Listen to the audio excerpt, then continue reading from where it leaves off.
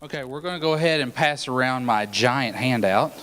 I had these copied, and they ended up not on regular copy paper, but giant paper. So this is actually a copy of the poster that I used down on the floor. So everybody can have one of those. There's plenty of room to take notes. I'm not sure what about, but you can take notes on there. You can take notes from everyone else's presentations. So, as he said, my name's Neil Arnett, or Arnett, here in Pikeville. I'm one of the district technology coordinators for Pikeville Independent Schools and the school technology coordinator at Pikeville Elementary. And over the last couple of years, we have had several robotics competitions, robotics programs, different things with STLP, First Lego League. We've had things kind of in drips and drabs throughout the school and the district that we've done with different groups. And what we're really looking at now, I am actually 1/4, or as I learned today, 1/5 of a greater district effort that is going on in our school. I am partnering with our library media specialist, our elementary computer apps teacher, who's in the back there, going to heckle me later, and our gifted educator, as well as many of our core curriculum classes, to see how we can infuse robotics and coding with some of their core classes. For instance, this summer I went to a STEM institute, and we did several literacy projects that incorporated robotics. And a lot of people wouldn't normally think that, but one of the things that we can do, especially with our special area classes, is we can take a subject such as characterization or main idea from a literacy standard.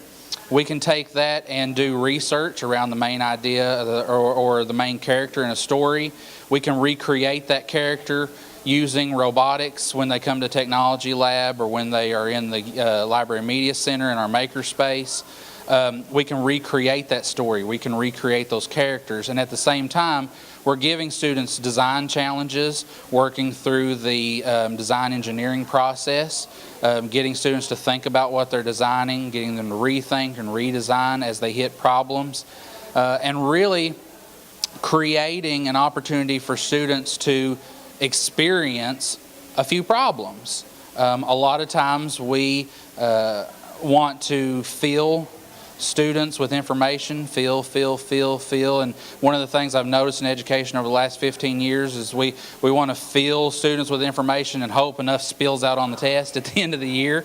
But what we want to do is we want to create an opportunity through our special area classes for students to experience the information that they're learning, as well as grow these not so soft, but what I call soft skills through persistence and grit and critical thinking, problem solving. When they run up against a problem in coding, it's a lot less catastrophic to teach that student to go back and research and overcome that problem and go back and design again as they move on, rather than they get out in the real world, they hit a problem and we haven't instilled those critical thinking skills and those problem solving skills.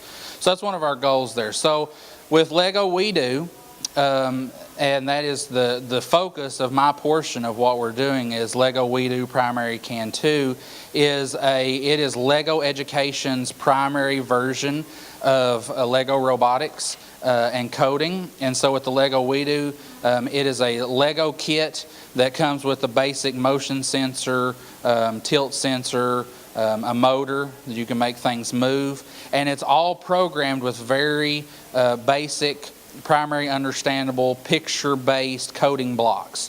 So they're Bluetooth enabled, so from an iPad app they can drag motion in, they can change the speed with the turtle and the rabbit, and so it begins to build that computational thinking and the algorithmic thinking among those little kids of just, I want this robot to move across the floor. It's like, move across the floor. How do we actually do that? We can use those blocks. The kids need to know, okay, we need to drag in and move forward. I want it to go fast, so we're going to, add a speed in there and put 2 rabbits if we need to go faster. It begins to build that algorithmic thinking. And so our goal is, as they do that and they come upon problems in any of their classes, they can apply that mindset that they're learning there. And also not being afraid to fail. So as they are programming, as they are building these robots, if they mess up, it's not the end of the world. We're going to go back. We're going to go back through that engineering design process. We're going to design again, and we're going to try it again, and we're going to try it again. And so that's one of the things that we're really hoping to do. We've had some conversations with some of our high school teachers, and one of their biggest frustrations is that students are coming in and they're afraid to try. And that's one thing that we want to absolutely begin to instill, is that you just need to try. Don't be afraid to try. We can't break it. And so that's what a lot of our discussions have been focused around, especially because we have leeway in our related arts to create these opportunities that boost those core curriculum classes. And so that is Lego We Do, Primary Can Too. And I'm going to be working with first, second, and third grade students on my primary portion of this project. Any questions? Question?